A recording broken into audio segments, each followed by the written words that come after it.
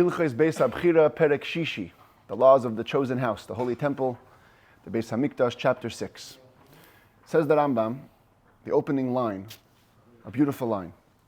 Halacha Aleph, Hamikdash Kuloi, the entire holy temple. So we look at it, this is a picture we used yesterday, just to bring out the structure. The entire Mikdash, Loi Hoya B'mishar, was not on level ground, Ela B'malei Hahar. It was built on the elevation of a mountain. So this means two things. First of all, if you just said on a mountain, you can think you make a flat land on a mountain and you put it on top of a mountain. If you say it's just built on an elevation, you can think it means diagonal. The Rambam is saying both. It was built on the elevation of a mountain, but it also wasn't flat. It was itself elevating. Lo haya b'mishar.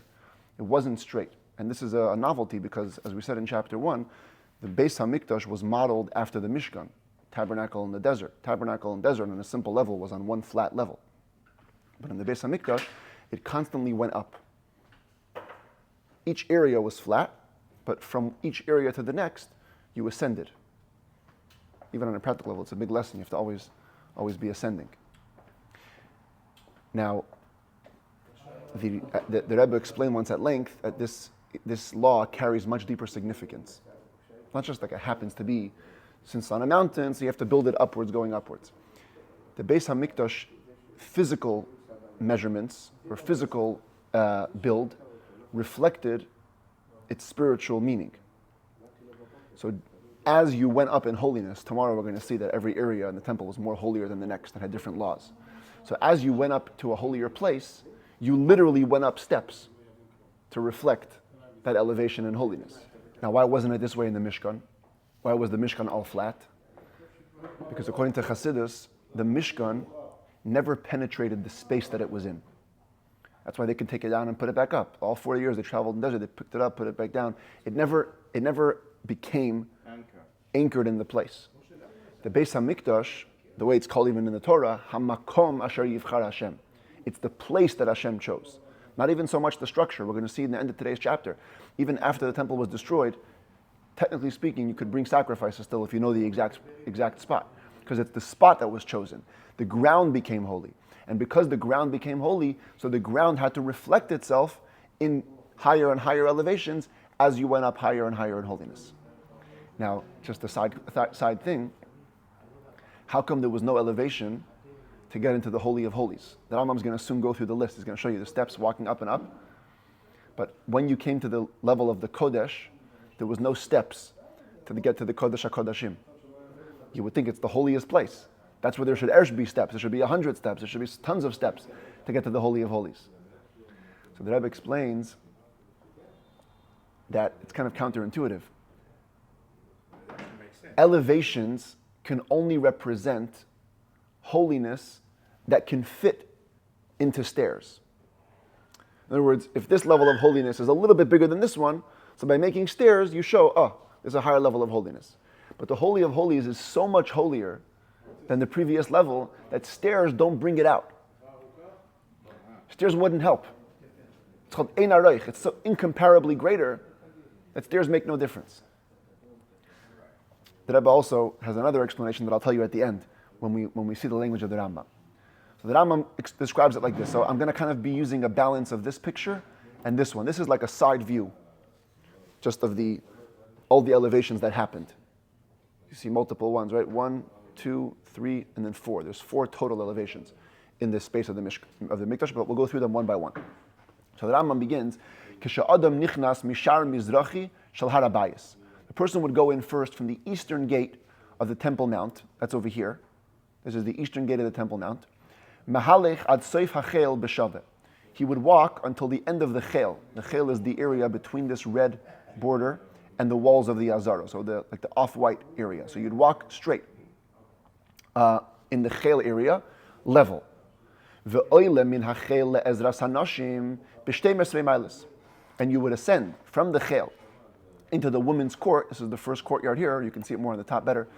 Right? This is the women's court. So from the outside into here, there was 12 steps. Or again, from the side. Here's the side. 12 steps going up into the women's court. Rum kol ma'ila chatzi amma, v'shilcha chatzi amma. The height of each step was a half of a cubit, about 9 inches, and then its extension, or its width, going in, was also a half an amma. Then, ומהלך כל עזרת הנשים בשווה, ואוילה ממנו לעזרת ישראל, שהוא תחילת העזרה. Then you would walk along the entire women's courtyard. This level was all level.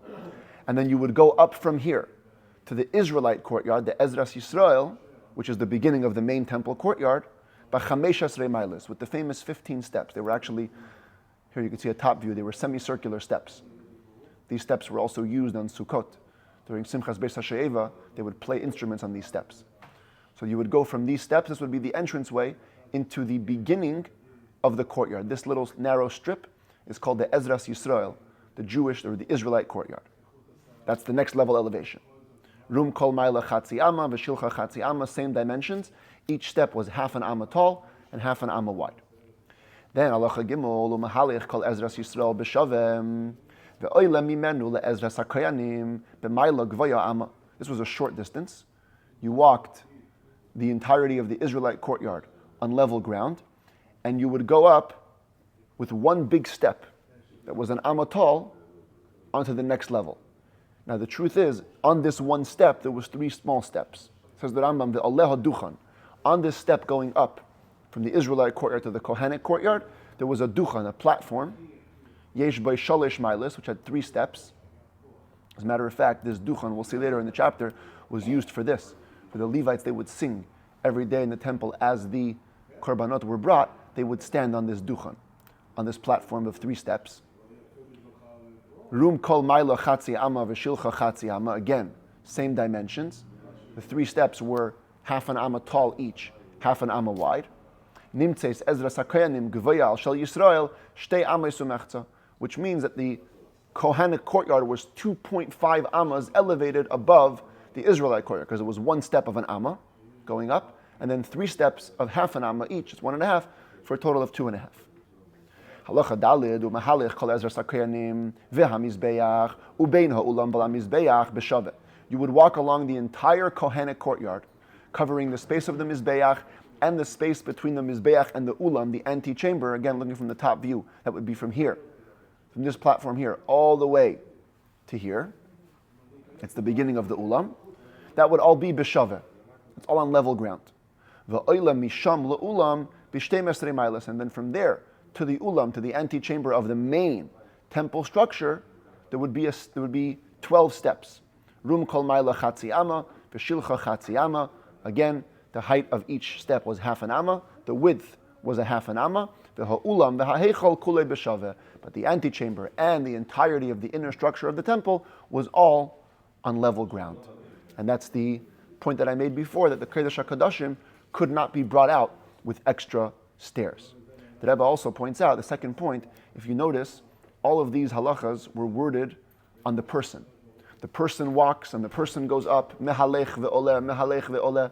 So the Rebbe says, based on that, when the person came to the Kodesh HaKadoshim, when the high priest came to the Holy of Holies, he stopped feeling himself.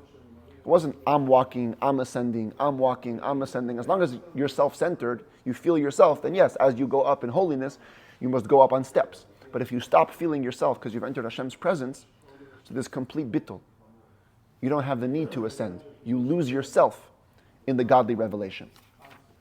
Halacha hey nimtza, it turns out, goiva karka ha'heichal, al karka shara mizrach shel harabayis. Looking at this, if you walked in from the eastern gate of the Temple Mount, and you kept on walking up and up and up till you got to this part, at this point, on the ground of the heichal, you were Shtayim ve'esrim amos. You were 22 amas, 33 feet above the level of this gate. By the time you finish walking up all the stairs, you're 33 feet higher than when you started. Now, we said before the other day that the height of the entranceway, this eastern entranceway to the temple, was 20 amas. So really, if all the doors were open straight, if you open this door, and this door, and this door, and this door, since the ground here is 22 amas above this gateway, you wouldn't be able to see in, because the whole gateway is 20 amas, and the entrance to the highest level is 22 amas. Therefore, if somebody were to stand opposite the eastern gate down here, you cannot see the entranceway to the Heichal. Now that's fine. What's the problem with that? The problem is literally today's Parsha. You can't get better than this. Hashem's divine providence, Chukas. We just read it in the Torah this morning that when the red heifer was sprinkled, was prepared outside of Jerusalem, the Kohen had to be able to see right into the Heichal from where he was. So what do you do? For this reason, says the Rambam, Asu koiso she'al gabe shar zeh namuch. The wall on top of this gate was lowered. So the Kohen who was standing on the Mount of Olives, this is the picture here.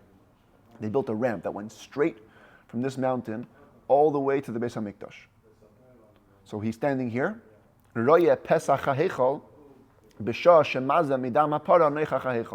should be able to see the entranceway of the Heichal when he sprinkles the blood of the red heifer opposite the Heichal. The only way you can see it is if you're looking above the wall. Again, if you're looking through the gate over here, you won't be able to see it. But if you look above the wall over here, over the wall, then you can see into the opening of the Heichal. But that required that this wall be a little bit lowered. So they would lower this a little bit. Then the Kohen standing over here on the altar, preparing the Para Aduma, can sprinkle the blood and see right in to the Heichal. Beautiful thing. It says the Rambam, we continue now talking a little bit about the structure of the inner courtyard. Uleshachos hayusham tachas ezras Yisrael psuches leezras hanashim. There were chambers right under the Israelite courtyard over here. You see where these two arrows are? That's where the Rambam is presumed to be talking about. We're not sure exactly, but presumed. This would be built into the underground of the Ezras Yisrael, but it was open into the Ezras Nashim, into the women's courtyard. And these were the instrument chambers. Shasham haleviim noisnim, that's where the Leviim would store hakinoidos, their harps, the hanavalim and their lyres, the hamitziltayim and their cymbals, the chol klei ashir and all the instruments. All the musical instruments were hiding in these chambers. The Al Haducha, now this platform we mentioned before, Ezras Yisrael, Ezras HaKohanim, which ascended from the Israelite courtyard to the Kohanic courtyard, Hayu Halevim Aimdim B'Shah Sha'imrim Shira Ala Karban, I mentioned before, that's where the Levites would stand when they would sing over the ceremony of the sacrifices. Halacha Zayin says the Rambam, let's talk about some general rules relating to the chambers in the Holy Temple. Halishkos, Habnuyas B'Kodesh, Upsuches Lachoil. Any chamber that's built into the holy area, but opens into the non-holy area. Like yesterday we had at the Beis HaMoiket, the chamber where the bonfire was, this is half and half. It's half in the holy, half in the unholy. But sometimes you have a chamber that's fully in the holy area, but it opens up to the unholy area. So the Rambam says, it depends where they were situated. Im hayu gagoy seyen shavin im karka ha'azaram, if their roof was level with the ground of the temple courtyard, toichon choil, v'gagoy seyen kodesh. So their inside is considered unholy, because it opens into the unholy space, and the door is the main thing. The roofs, though, that are level with the ground of the Azara, are holy. Being einon shavin, if the roofs are not level with the ground of the temple courtyard, af gagoy seyen choil, then even their roofs are unholy. Shehagagoys v'ha'aliyos lo niskartru, because roofs and second stories never became holy in the temple. Lefichach, therefore, gagim elu, on these roofs, ein oichlin sham kodshe kodashim, v'lo shechatin kodashim kalim, you cannot eat there the holiest of sacrifices, and you cannot slaughter there the less holy sacrifices, because they're literally not holy. On the other hand, hayu b'nuyas lachoil upsuches lakodesh, if they were built in unholy space, but their doors opened into holy space, toichan kodesh la'achilas kodshe kodashim, their inside, because of the door, is literally considered holy. And you can eat the holiest sacrifices in there. But you don't slaughter lower level sacrifices there. Also, if you go in there when you're impure, you're exempt because you haven't gone into a really fully holy space. But for sure the roofs are completely unholy. They've got nothing in common with the holy space. Any tunnels which open into the temple courtyard. There were some tunnels for water, for staircases, for different things. Kodesh. Those tunnels are all holy. But any tunnels that open, let's say, into the rest of the area of the temple plaza on the temple mount is all not holy. Windows and the thickness of the walls are like the area inside those walls. Bein la'achilas kodesh kodeshim, bein l'tuma, whether with regards to eating sacrifices or becoming impure, it's considered to be the holier area than what it's a wall for. Halacha yut. I couldn't find the picture that I was looking for over here, but we have a special law that Beis din sheratzu lehoisif al Yerushalayim, or lehoisif al ha'azara moisifin. If the court decides that they want to add to the borders of the city of Jerusalem, or they want to add to the borders of the temple courtyard, they can do so. V'yesh lahem limshech ha'azara ad hamokim sheyirtzu meharabayis. They can extend the temple courtyard till wherever they want on the entirety of the Temple Mount area. If they want to make the azara this big, they can do so. V'limshech chemas Yerushalayim ad mokim sheyirtzu. They can also extend the wall of Jerusalem. This is just the model. The wall of the ancient city of Jerusalem, they can extend it wherever they want. Now, if they want to do that, there's a whole ceremony to do that.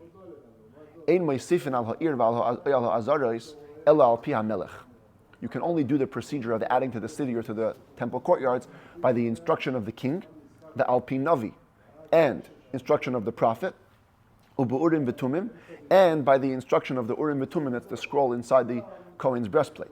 Ve'alpi Sanhedrin, Shel Shivim Ve'echad Zkenim, and by the instruction of the highest court of 71 judges. So 4 entities have to be involved: Sanhedrin, prophet, king, and Hashem through the Urim V'tumim.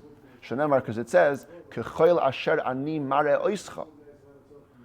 Like everything that I show you, b'chein tasu, so you shall do. L'doires, for all generations. Moshe Rabbeinu melech haya. Moshe Rabbeinu was a king. He had the halachic status of a king, and therefore he was able, or he had to be part of, extending Jerusalem. The Ketzad Mosifin Alayir, what's the procedure for extending the parameters of the city? Oisin bezdin shtei toidos, the court would make 2 thanksgiving offerings, 2 toida offerings. The loikhin lechem chametz shebahem, and they would take the chametz loaves with them. We'll see later in this book that when you bring a thanksgiving offering, you bring 40 loaves. 30 of them are matzah, 10 are chametz. You take the chametz dough, the chametz loaves. V'holichin bezdin achar shtei atoides, and the court walks after 2 people that are leading them, holding the offerings. Ushtei atoides zu achar zu, the 2 offerings are led one behind the other.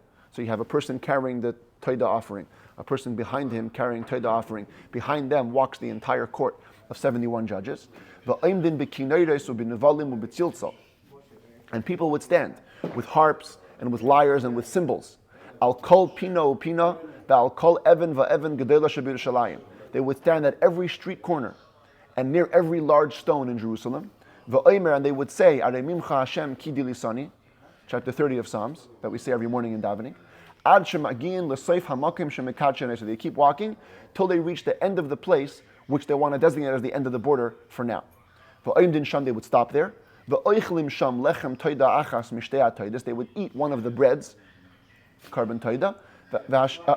They would eat the breads of one of the toida sacrifices. V'hashniya nistrefes, and the breads of the other would be burnt.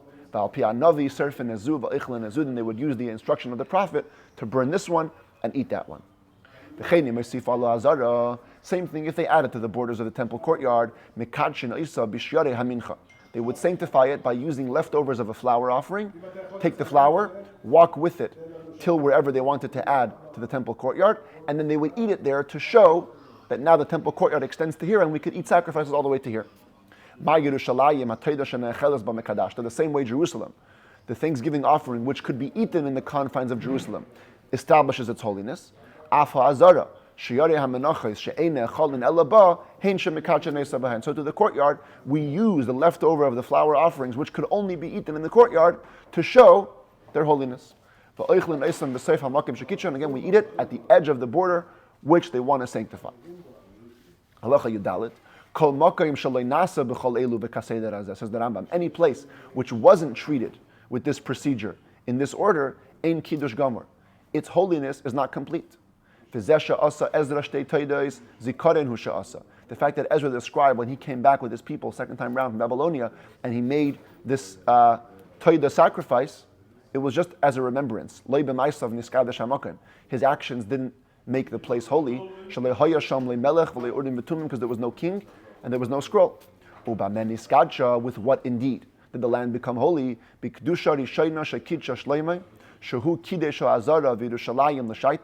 It became holy with the first holiness imposed by Shlomo HaMelech, because he was the first one who made the Azara and Yerushalayim sanctified, and he made them sanctified forever.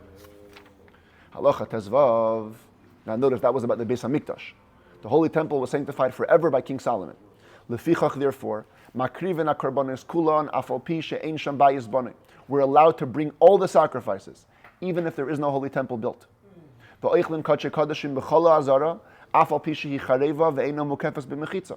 We can eat the holiest sacrifices in all of the Azara area, even if it's destroyed and there's no walls around it. We can eat the lighter sacrifices and the second tithe in all of Jerusalem, even if there's no walls. Because the walls don't make the holiness. The walls are just a sign of where the holiness essentially is. Because the original sanctification made by King Solomon worked for the time and forevermore. Now, if we remember from the last book of the Rambam, that concept didn't apply to the rest of Israel. Maybe it applies to the temple in Jerusalem, but the rest of Israel, we said, that whatever the Jews conquered the first time when they came in was holy only for the time. When they were chased out of Israel by Nebuchadnezzar, that holiness was canceled. And when Ezra came back, he sanctified it a second time, little different borders. So the Rambam asks on himself, how come I say, when it comes to the temple in Jerusalem, at the original sanctification that King Solomon made, worked forever, even for the future. But the holiness of the rest of Israel when it comes to Shemitah and tithing, anything like that, it didn't become sanctified forever, says the Rambam, because there's an essential difference between one holiness and the other. What makes the temple holy? What makes Yerushalayim holy? Because of the divine presence there. The divine presence never stops. As it says, this is a very sad portion of the Torah, but it says, in the curses, in Parshas B'chukaisai, Hashem promises, I'm going to destroy your holy places. That's an oxymoron. How can you destroy a holy place? If it's destroyed, it's destroyed. Why is it called a holy place? The sages explained,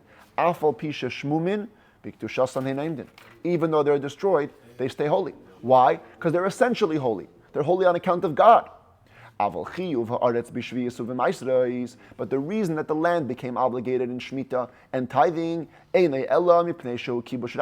is only because it was conquered by the public. Once the land was seized from the Jewish people by the Babylonians, the kibbush, the original conquering, is cancelled. And biblically speaking, it's now exempt from tithing and from Shemitah, because it's not part of Israel. But that was only first time around. When Ezra came back and sanctified it, he did not sanctify it with a conquering, rather with the chazaka, with taking possession of the land. And therefore, any place that was grasped, that was taken possession of, second time round, by Ezra and his people, and became holy, is stayed holy today, even though the land was taken from us. And it's obligated in Shemitah and in tithing the same way we explained in the laws of Truma, because it was different style. It was taken by possession, not by conquering. Now, of course, the obvious question, and this is what we're going to deal with and close with this, Kesef Mishnah asks, who cares? If conquering could be undone by conquering, in other words, the Jews conquering could be undone by the Goyim's conquering, so then the chazaka should also be able to become nullified through other chazaka. If we took possession and the Goyim took possession, they should get it back. And by the way, who says the first time round there wasn't any chazaka? If the first time round there was chazaka, and now that could be nullified, second time round should also be nullified. So the Rebbe spoke about this at length, because there's many answers to the Rambam's opinion. Not getting into it, there's a whole sikha on this, but the Rebbe's point is very beautiful. The Rebbe says there's two elements to Jews' ownership to Israel. One is like property ownership, called ba'alut mamon. Hashem promised to Avram Avinu, this land is yours, and for your kids, and that's been true for all of time. Ever since Avram got it, belongs to the Jewish people. There's another element, though, that's called Kedushas Haaretz, the holiness of the land. Holiness of the land, because it's the place that God chose, only comes according to God's will. Later, as the Jews conquered it. So the Rebbe says we have to examine the verses. Look at the historical verses. The first time the Jews came into Israel, Hashem said, "V'nichbisha haaretz." I want you to conquer the land. In other words, the way you're going to express the holiness in the land is through conquering. And since conquering is a physical concept, conquering means I fight with you, I'm more powerful than you, so I win the land. So since the holiness only came through conquering, it can be as undone through other people's conquering.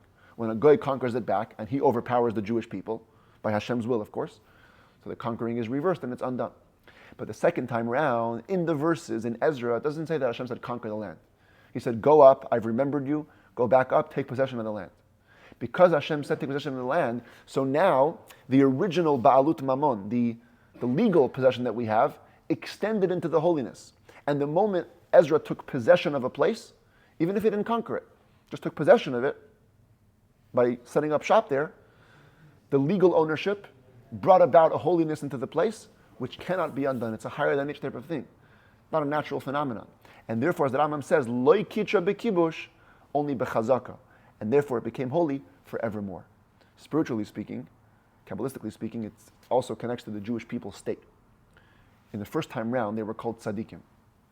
Second time round, they were balei tshuva. They were penitents. So the difference between a tzaddik and a bal tshuva is that a tzaddik, while he's very righteous, he's never tasted any of the other side. He doesn't know what it's like to be exposed to temptations and challenges. You don't know what could happen. And so because of that, the holiness doesn't last forever. But when you comes b'chazaka, you come back and you show that I'm taking possession as a penitent. No matter what, I can still make a holy temple. Even after doing sins, that lasts forever. Bal tshuva is even greater than a tzaddik. And therefore, that holiness still remains holy today. Till today. And we do observe Shemitah and tithes. Yes, only midrabanan, yes, only rabbinically, but the holiness is essential in the entire land of Israel, even today.